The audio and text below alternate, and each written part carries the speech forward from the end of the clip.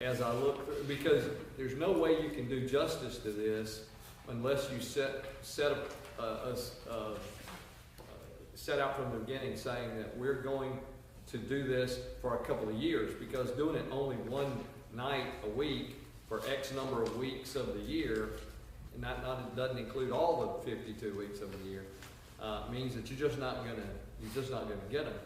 And I've been praying about which ones to lift up the most, and so I realize that I'm going to miss some, and I probably am just going to mangle the selection over the course of this time. But what I'm trying to do right now, at least, is to try to make sure that we hit on what would be the critically important stories, but also those that tie into the story of Jesus. Because the Old Testament, and here's something you can remember this, I think it was St. Augustine who said this, the Old Testament points to the New, while the New Testament interprets the Old. So all that means that it relates to Jesus. And I'll tell you this just as a sad commentary on the state of where the church is, but one of our seminaries, Candler, which is attached to Emory in Atlanta,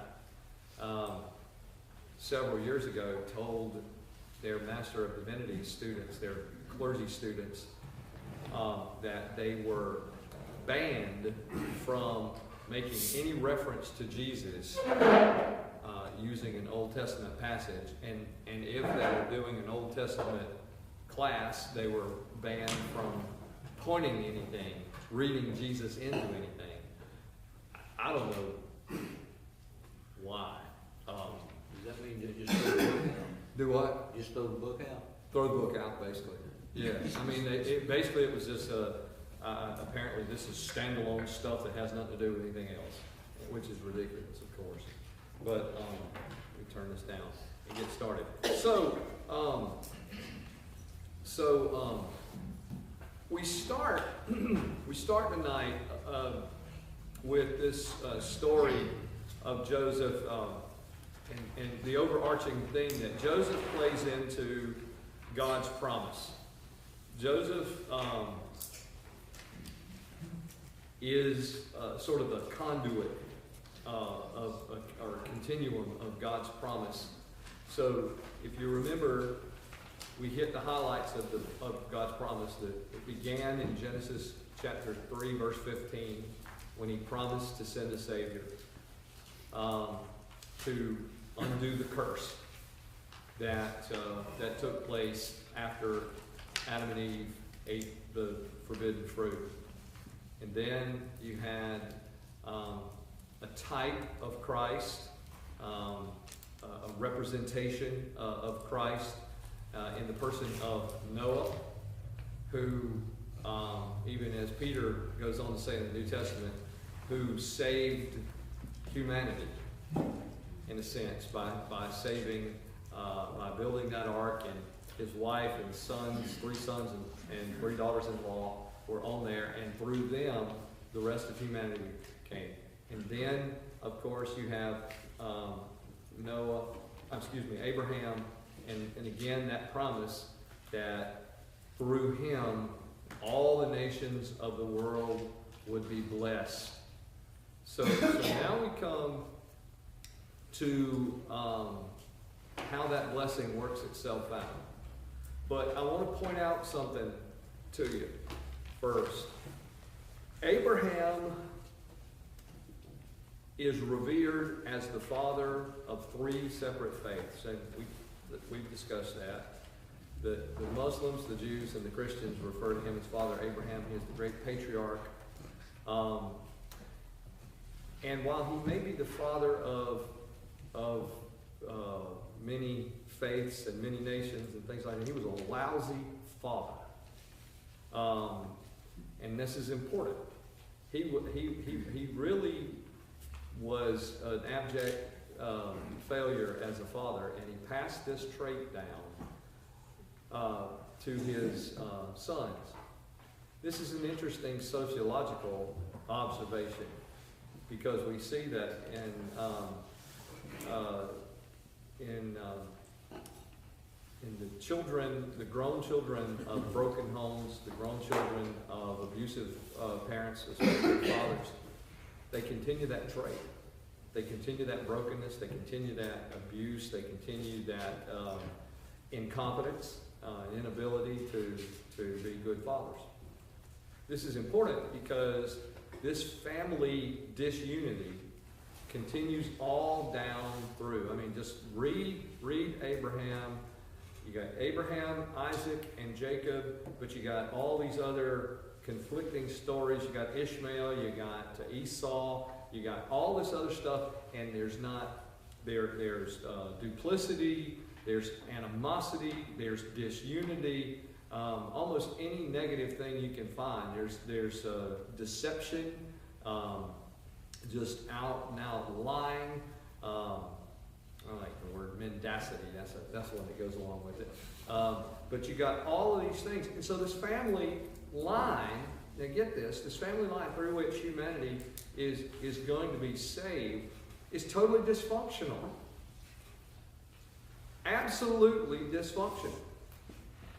We get down to Jacob, and you remember the story of Jacob. Jacob had, there was that trick with his, who was going to be his wife, and when he got tricked and all that. He had, how many did he have? He had 10 children by Leah, but the one he really wanted was Rachel. Rachel was his favorite. Now, I'm not going to comment on the problem of having more than one wife. That's just that's a topic for another day. But there's a problem you see here even in that. Jacob plays favorites. So he plays favorites with Rachel. And Rachel ends up having who are we talking about? Joseph. And I'm not very clear-headed for some reason. I think it's this lack of chew food is just getting to my brain. So she has Joseph, and then of course she has Benjamin. On the way back home, she dies in the process. We're going to talk about that if we have time at the end. So that's the 12 sons. So you have the 12 sons and 12 tribes there. But then we go down to these sons. Joseph is the firstborn son of the favorite, Rachel. Joseph becomes the favorite of 12 sons. It's a setup for failure, and we're gonna see that in just a minute. Let me just set something aside for a minute and talk to you just about sort of dating the time of Joseph. Joseph lived at the time when either, and this makes it a historical connection. I just want to give you this so that you can historically pinpoint when either Amenhotep I or Tutmosis, or Tutmos, as some might say, the first, were the pharaohs of Egypt. So this puts it in the historical line. Now there's a reason that we are of that opinion, and it's hard. Again, it's hard to pinpoint these dates, but there's a lot of things in there. One is that there were certain Egyptian pharaohs who changed the names of foreigners and gave them Egyptian names. And these two were the two who were alive during that time frame who did that. And they actually gave him the Egyptian name Zapnath-Paneah, which really is a Egyptian way of saying he who is called Joseph. But it's not he who is called Joseph in Hebrew, it's he who is called Joseph in Egyptian. So it's an interesting thing. He's given a wife also who is a priest of On. The Greek city where this was located, the Greek name for the city is called Heliopolis. And so this is kind of important because the main god that they worshiped was Thoth, the equivalent of Baal, and On was a lesser god, and Thutmose and Amenhotep also had the habit of rewarding their special people with cities or with places to live. And since On was a lesser god, that's what they did. So anyway, so you can date Joseph. And I think that's important because people need to realize that Joseph, Abraham, Isaac, Jacob, none of these people are made up. They're not mythological characters. You can't date Hercules, for instance. You can't set a time period parameter around Mercury or Venus. Not the planets, but the gods. But you can do that for biblical figures because they were real.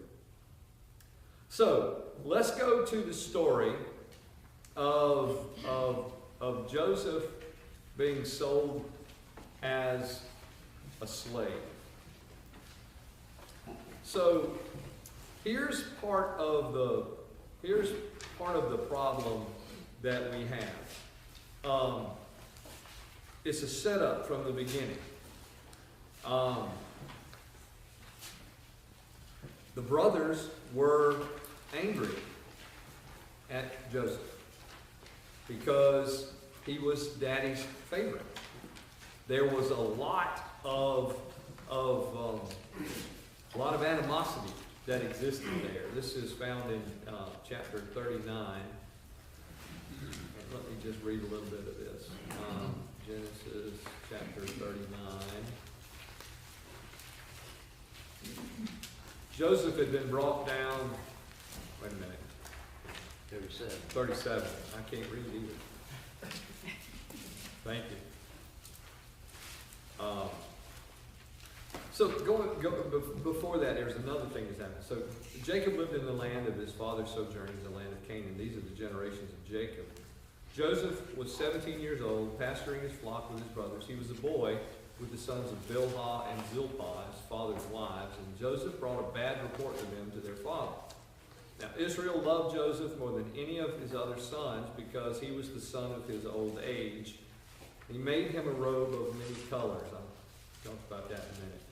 But when his brothers saw their father loved him more than all his brothers, they hated him and could not speak peacefully to him. Family dysfunction. Now Joseph had a dream. When he told it to his brothers, they hated him even more. He said to them, "Hear this dream that I have dreamed. Behold, we were binding sheaves in the field, and behold, my sheaf arose and stood upright, and behold, your sheaves gathered around it and bowed down to my sheaf." His brothers said to him, "Are you indeed to reign over us? Are you indeed to rule over us?" So they hated him even more for his dreams and his words. He dreamed another dream, told to his brothers, "Behold, I have dreamed another dream. The sun, the moon, and 11 stars were bowing down to me." But when he told it to his father and to his brothers, his father rebuked him and said, "What is this dream that you have dreamed? Shall I and your mother and your brothers indeed come to bow down ourselves on the ground before you?" His brothers were jealous, but his father kept this saying in mind. So you got several problems going on here. You've got 10 older brothers who finally after 17 years, come to realize that the next to last kid is the favorite, his daddy's favorite. So they don't like him. He's really technically a half-brother to them anyway. And so they really don't have a great connection with him. So you got this animosity. Then Joseph has dreams. The Bible doesn't tell us about the morality of whether or not what he did was good or bad, but we just know by the outcome that this was one of those things you could have looked at him and said, you know, I don't believe I'd have said that. So, in other words, he had dreams. His dreams directly affected his relationship with his brothers. And it might have been something he'd been better off keeping to himself, because it came across as bragging.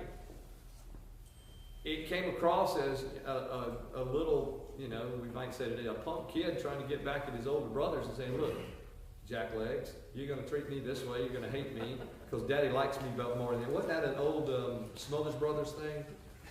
Mother always did love me more than you, or something like that.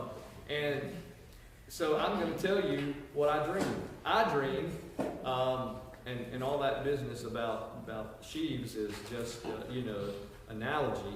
I dreamed that you all are going to bow down to me.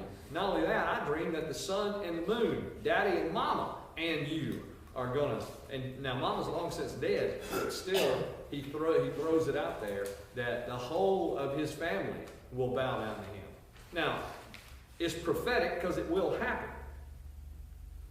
But we also know by how Moses worded the sentences that followed that it didn't help soothe the family relationship. In fact, it only incited it more. So they hated him. It says they hated him all the more. So what's the next thing they did? His brothers went to pasture their father's flock near Shechem. And Israel, that's Jacob, said to Joseph, are not your brothers pasturing the flock at Shechem? Come and I will send you to them. And he said to him, here I am. So he said to him, go now, see if it is well with your brothers and with the flock, and bring me word. So he went. So he sent him from the valley of Hebron, and he came to Shechem. And a man found him wandering in the fields. The man asked him, what are you seeking? I'm seeking my brothers, he said. Tell me, please, where they are pasturing the flock. And the man said, they have gone away, for I've heard them say, let us go to Dothan. That's Canaan land, not Alabama. So Joseph went after his brothers and found them at Dothan. And they saw him from afar, and before he came near to them, they conspired against him to kill him. To kill him. They said to one another, here comes this dreamer. Let me pause for a minute. So Joseph didn't help matters by wearing this coat that his daddy made him. Now, I am a great fan of the Dolly Parton song, Coat of Many Colors. But the Coat of Many Colors in Dolly Parton's song, while it's a top 10 country music song of all time, in my opinion, is nothing like the Coat of Many Colors here. Because if you remember the Dolly Parton song, Mama had a box of rags, and she sewed them all together, different colored rags. She sewed them all together, and she told the story of Joseph in the Bible as she sewed them and put together. And so she was very proud of this thing. It's a beautiful sentiment in the story. But this is more like the Broadway play Joseph and the Technicolor Dreamcoat, because this thing is some kind of fancy. Actually, the word means, it means palm length, so it's something like this. It's about this far down. It's a cloak and not a coat, so you get the idea of a Batman cape. And so it's that, but it means in Hebrew to be made of fine wool and silk, striped and embroidered. So essentially, again, it's a prophecy in itself, the coat is, because the coat is reminiscent of royalty, of someone in high authority. I imagine that Jacob had help with it, because I doubt that he was a good embroiderer. But to have silk in that area would have been, now the silk, what's it called? The Silk Highway? Silk Road. Silk Road, thank you. The Silk Road from China is already in existence at this point. So they would have had silk from China, and that sort of thing. Wool they had, but the silk they would have gotten from somewhere else, but they got it. It's a great thing. So they're putting it on, he gives him this. It also, a person who would wear such a thing, and this is in Hebrew customs, the Talmud speaks of this, a person who would wear such a thing as this would be considered somebody who's above everybody else, that they didn't really work. Kind of like a boss's son. A boss's son. Yeah, I was gonna say, like people say that about pastors.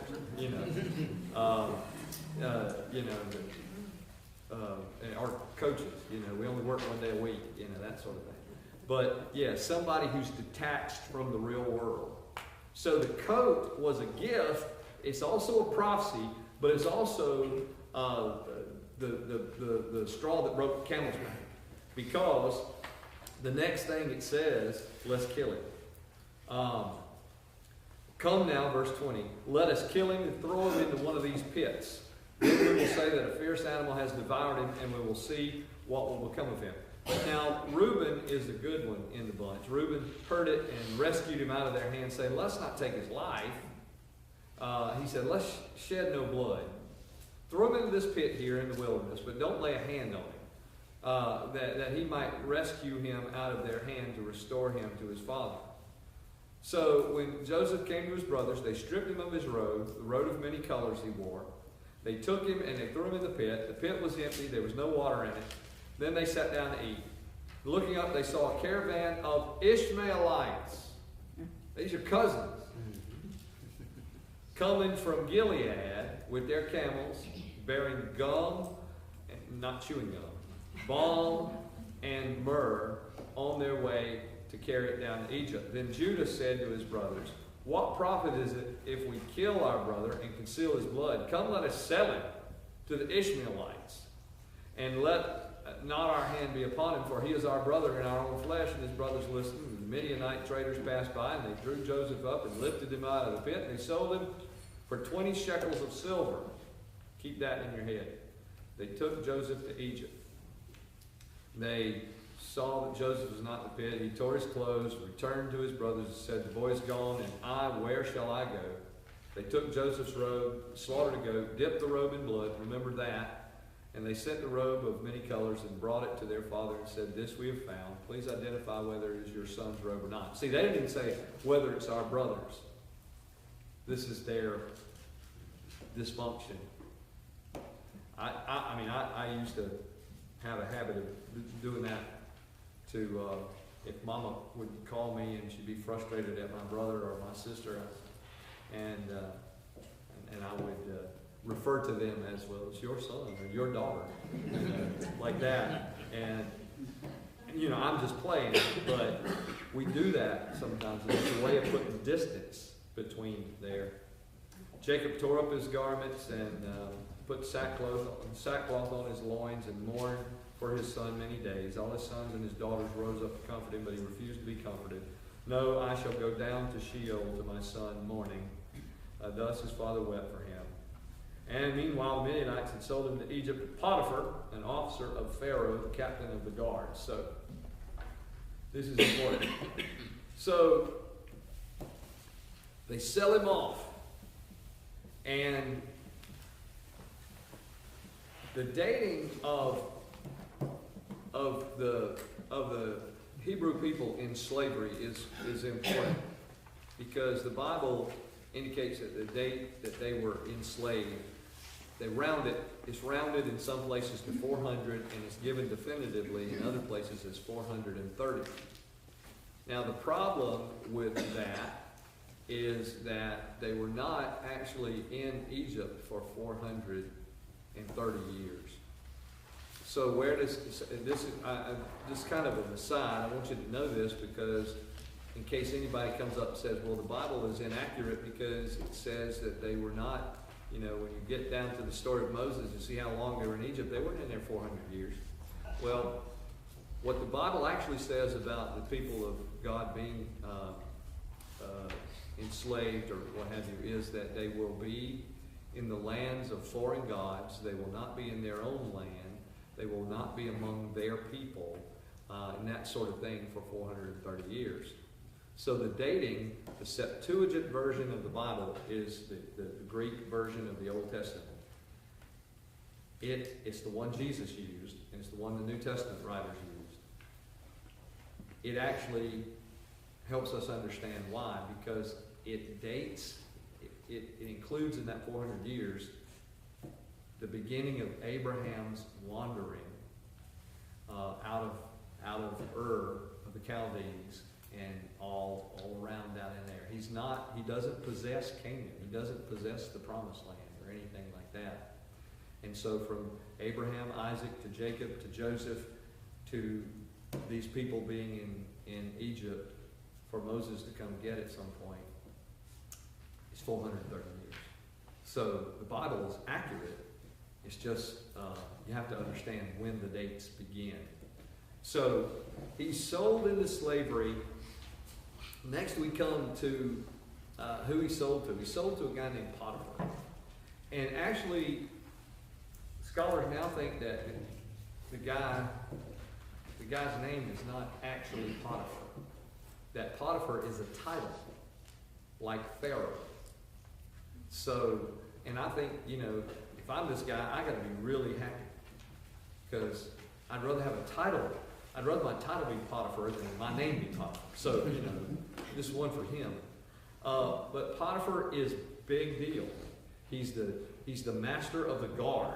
So, in the sense, he's like the head of the Secret Service.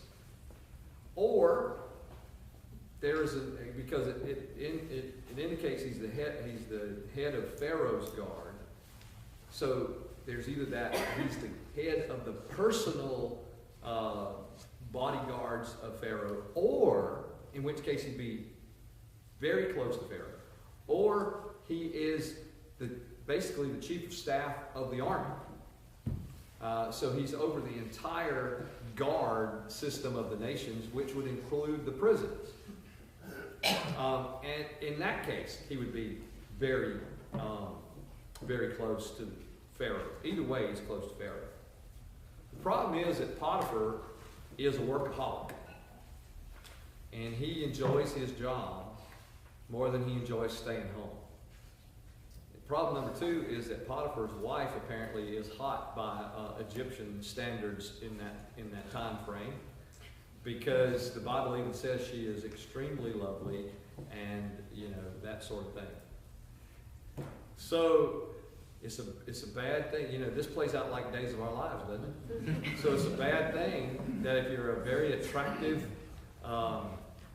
woman whose husband is never home, you can hear the string of like sands through the hourglass. It's kind of appropriate, like sands through the pyramids. So are the days of our lives. So you have this attractive woman who is,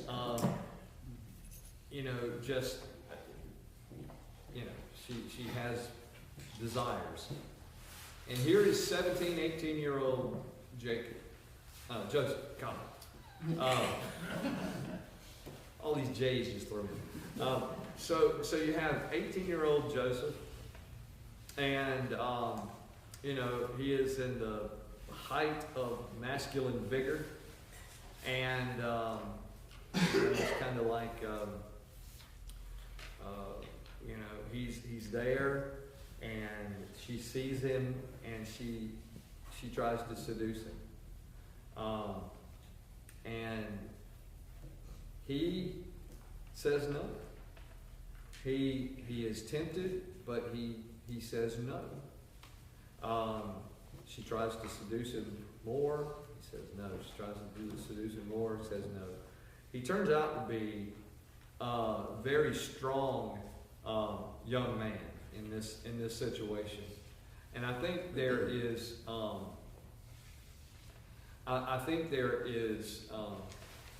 some theological nugget that we can gain from here. Earlier in this chapter, it says the Lord was with Joseph. And I think it's important to remember that, the Lord is with us all. But how we recognize God's presence in our lives is the difference between whether we will give in to temptation or whether we will succumb to or whether we will overcome temptation. So the Lord was with Joseph, true, but Joseph also had a very heavy, definite reliance on God. I mean, there's no way you overcome Miss Egypt 1785 BC and her blandishments, shall we say, if you are not close to God. If you're an 18-year-old boy in prison, nonetheless, and this woman comes to you, how are you going to say no? Unless you are close to God. So he goes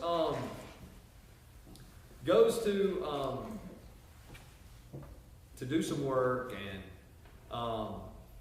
and somehow or another, there's this tug of war over some clothes and whatnot, and I'm giving you the crib notes version, and so she takes this. She gets so mad at him. She takes this piece of clothing to her husband and accuses him of rape. Well, he certainly didn't do it.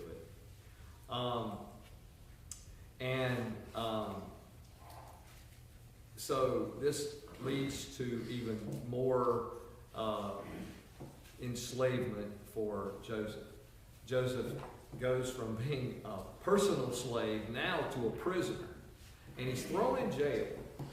But now, if you look down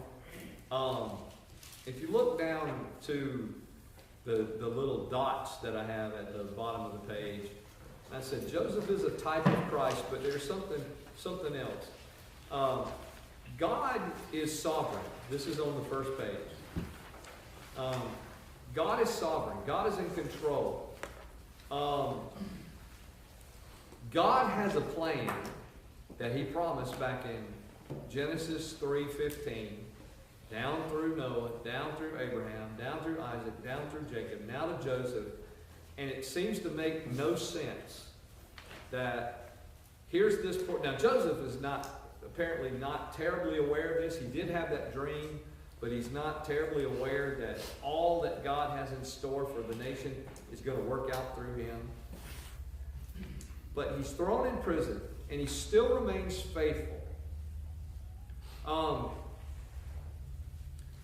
He remains faithful not only then, but prior to that, because he says, there's a question that he asks when he's tempted, how am I to do this great wickedness? Basically, I understand that I'm in the presence of God. God sees everything that I do. How am I going to do this if knowing that God sees me? I think we should all ask ourselves that every time we face temptation. How can I do this great wickedness knowing that God sees me? How disappointing that would be. But anyway, so he's now in prison. But there's a long version of this story that's going to play out. God is in control. God knows what He's doing. God is sovereign. God has a plan. He has a promise that's going to be fulfilled. We often don't see it. How often have you said to yourself, well, I didn't see God's hand working in my life as I was going through this struggle, but in the rearview mirror, looking back, I definitely can see that God was at work. Well, see, this is somehow where old Joe is right now, or young Joe is right now. He is in prison, and he's in prison for a period of time, possibly a couple of years. There's also something that I think is interesting. I know that this has happened to me, and it's probably happened to you, either at work or at school or in life or at church, that somebody has put upon you some act of wickedness. They have mistreated you, or maybe tried to do harm to you, maybe got you fired, maybe got you in trouble in your job, maybe got you suspended, maybe whatever, any kind of thing like that. What these people don't realize is that if God has a plan for your life, what they're doing, even though you can't see it at the time, what they're doing is furthering God's plan. They're helping God's plan come to pass. They may think, this is where that passage comes from, what men intended for evil, God intended for good.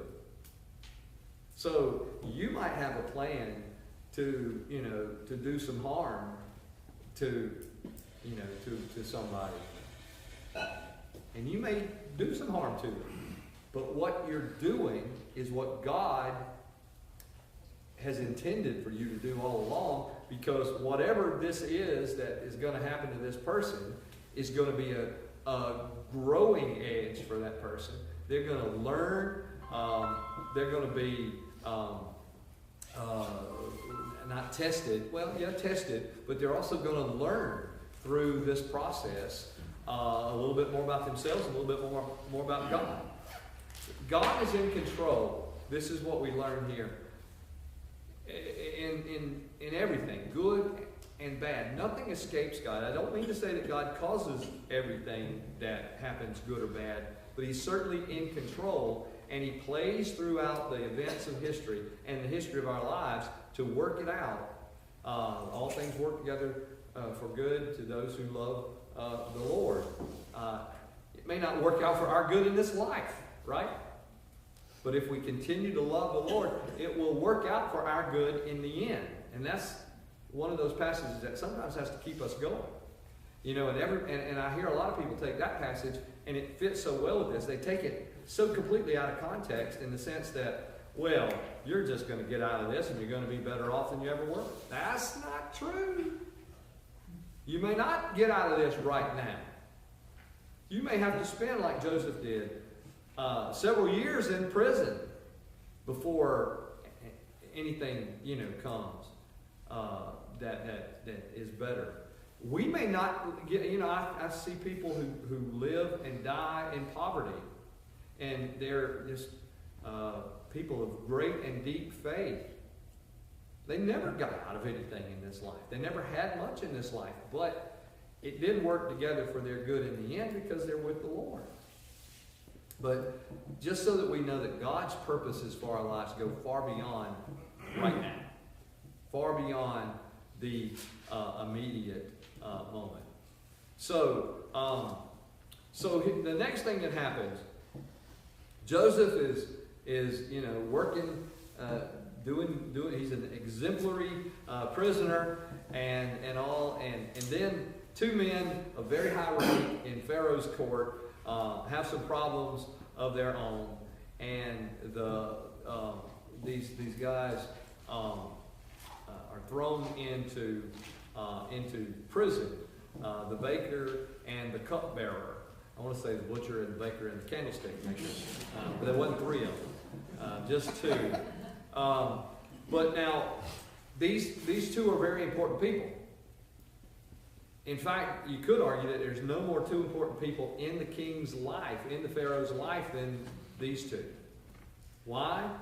Because one oversees what the king is eating, and the other, God bless him, is the taste tester for what he's eating. Yes, he's the cupbearer. He brings the food. He brings the wine and everything else, but he's the first one that gets to taste it. And so if he doesn't croak, then the king knows it's all right to eat him. So these are two really super important people, two people that are very close to the king, and they're thrown in jail. This is a tale of being in the right place at the right time. The Lord has this situation worked out. Think about this. Jacob playing favorites. Jacob making this coat of nobility. His brothers despising him anyway. Now they know he's the favorite. They hate him all the more. Then he rubs salt in the wounds by telling them these dreams that they're going to be bound down to him one day. Then they throw him into the pit. They're going to kill him, but they decide not to kill him, so they decide to sell him into slavery. So he's sold into slavery. He goes down into Egypt. He's sold to Potiphar, the chief of the guard. Then Potiphar's wife makes some passes at him. He resists. She accuses him of rape. He gets thrown into prison.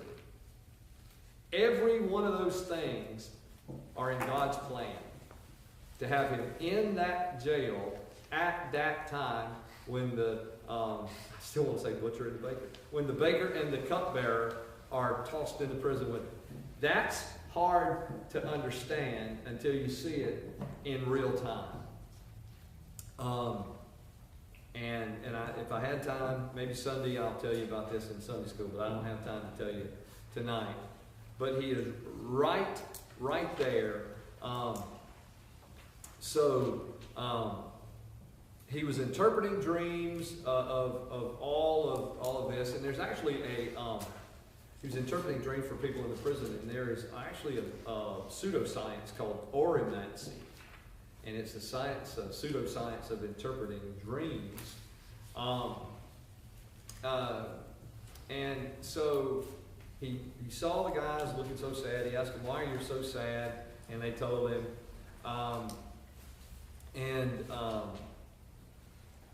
They had dreams.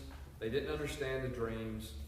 And Joseph said that I will interpret your dreams. And it's a little wordplay that's a little ironic in the Bible. Here it says, Joseph tells them that that Pharaoh will lift up your head. Now, a lot of people, that has a double entendre. It can mean that you who are weeping and sad, he will take your head in your hand and lift it up and say, "Oh, it's okay, don't cry, everything's going to be all right." But also to lift up your head means to chop your head off and hang it up on a pole. So, make sure you don't jump for joy whenever you hear somebody using a phrase in the Bible, because sometimes they have two meanings. The baker thought it was good,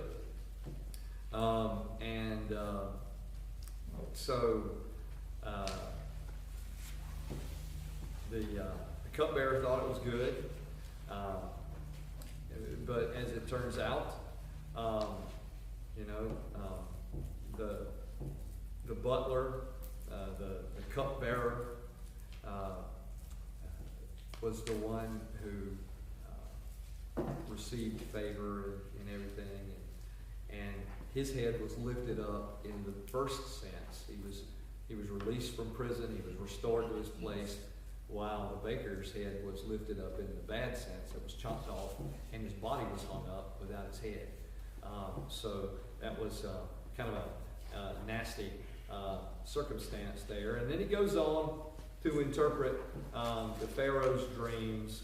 And then I'm kind of cutting to the chase here. There's a great famine that comes, and the famine, basically, according to the Bible, it wipes out the food source in the entire Middle East and North Africa. And so there's nowhere that has food except Egypt.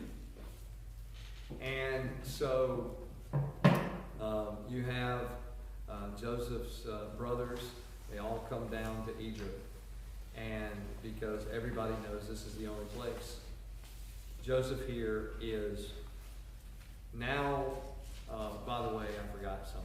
He's lifted up to the position of the Grand Vizier of Egypt, which means he is the Prime Minister now of Egypt. Here's a guy who was a Jewish or a Hebrew sheep herder and was then a slave, then a prisoner, accused of rape. He does not have a very good resume. And now he is the prime minister of the primary empire in the world at that time. Now, think again about the sovereignty of God. If you are faithful to the Lord, God will lift you up out of any number of circumstances. Now, don't mishear me. It doesn't mean He's going to heal us of every sickness, or He's going to give us the dream job of our lives, or anything of the sort. But it does mean that if we are faithful to God in the lowest of times, we will find a place, we will come to a place of blessing by God. Whatever that means to us, and whatever that means to God, in whatever way God wants to bless us, most of the time we will realize that. Some people are a little bit more hard-headed than others and fail to recognize how much God blesses them. And that really doesn't sit well with the Lord. But nevertheless, there's a definite cause and effect here. Faithfulness on the part of Joseph resulted in blessing on the part of God. Now, you think about this before I get to the last bit. He was faithful when he was sold into slavery. He was faithful when he was seduced. He was faithful when he was put in prison. He was faithful from that point forward. And so God raised him up. Of course, God had a purpose. But it also goes to show us that God has a purpose for our lives. So the brothers come back down. The family comes back down. This dysfunctional family that's in a line of dysfunctional families, they come down to Egypt. And you know the story. They don't quite recognize them. There's this whole bit about not recognizing him and everything. But then they finally do.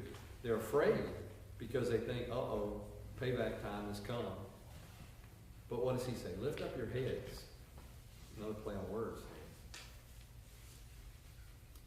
There is forgiveness, there is reconciliation, and there is something in this family that had not been there until this very moment. Unity. There was no family unity from Abraham, that's in the way, from Abraham all the way down to Jacob, and really all the way down to Joseph until that minute, when he and his brothers reconciled. So this is another lesson for the church, that there must be reconciliation in the church, unity in the church, if we are to be the people God wants us to be. Now, I don't mean unity in touchy-feely, big umbrella. You believe what you want to believe, I believe what I want to believe. There's got to be doctrinal unity, biblical unity, a unity of faith, a unity of mission, a unity of purpose, that kind of thing. All that was lacking in these people. It's not lacking now.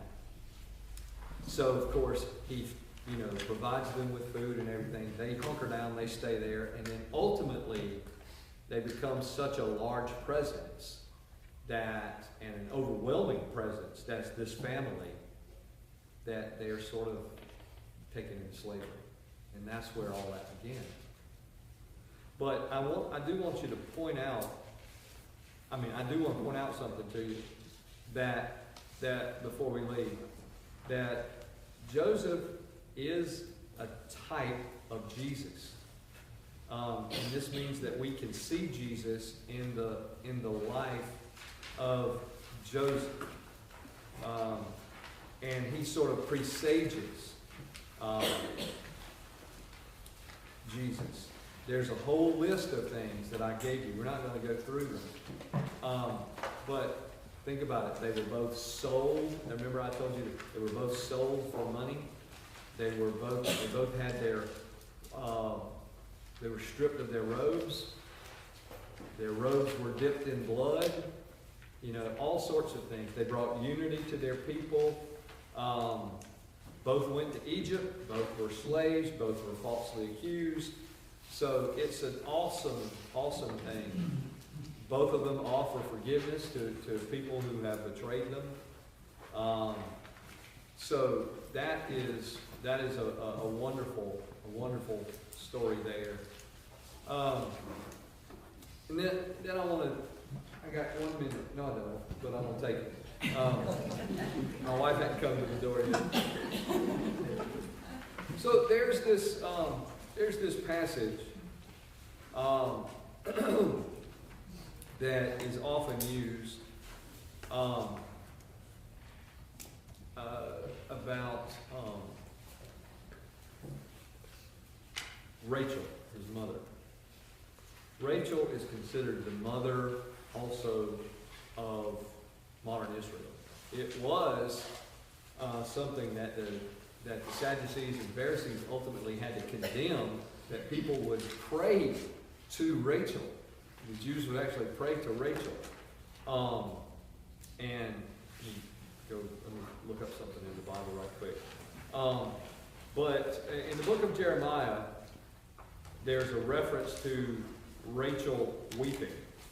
And over in the book of Matthew, there's a reference to Rachel weeping.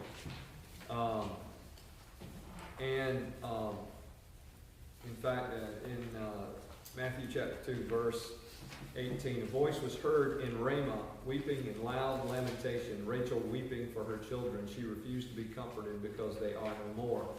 This is basically a passage from Jeremiah. Rachel, considered to be the mother of the Jews, she wept in Jeremiah. Jeremiah's using that figuratively, saying Rachel was weeping because my children are gone. This was his description of the Babylonian captivity. They were taken away. Matthew quotes it right after Herod kills all the babies. You remember? The term Rachel weeping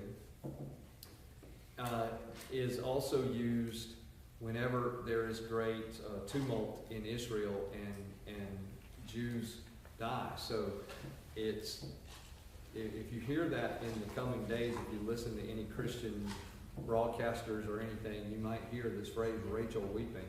So now you'll have the tie-in. Rachel was Joseph's mother. She died giving birth to Benjamin on the way to her home in Bethlehem. The tomb of Rachel, with a tombstone that Joseph erected, is still outside of Bethlehem to this day. So, and it's venerated by Christians, Jews, and Muslims. That's why it's still there.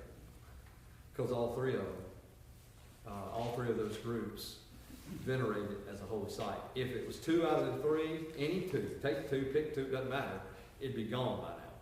But since all 3 of them do, it's still there. So the term Rachel weeping can refer to the Jews, but also in the grander sense, bringing this home. When Rachel weeps for her children who are lost, in a very evangelical Christian sense, Rachel weeps anytime her children, because remember, we are the grafted in children of Israel. We are the new Israel. We are the new people of God. Rachel weeps anytime her children are lost, separated from God forever. So that's a good way maybe to end this. I didn't get the whole story of Joseph. I hope you got something out of what was in here tonight, what we tried to talk about. But I guess maybe the thing I want everybody to see is that the Bible is so rich that you could spend, I mean, literally, we could spend a couple of years doing this just on a Wednesday night. If we took a couple of years, we'd never hit all the important stuff in the Bible if we did that. So I hope through this process, if you don't learn much from me, which is highly possible, but if you don't learn much from me, I do hope you learn how incredibly rich and connected all the stories of the Bible. Because now, maybe this is a good thing to remember. Now when you hear, if you hear a preacher or somebody say, Rachel was weeping, or you make the connection. Oh, by the way, the other thing I forgot to tell you. So even though Joseph's family came down, Jacob and all the boys came down into Egypt, and eventually they grew into a nation and were taken into slavery. Joseph, by being the prime minister of Egypt, and by being in such a powerful place, and by being such a godly person, saved not only his people, but saved the world in a sense by saving all the people of the empire who were struck by the famine and who came to Egypt.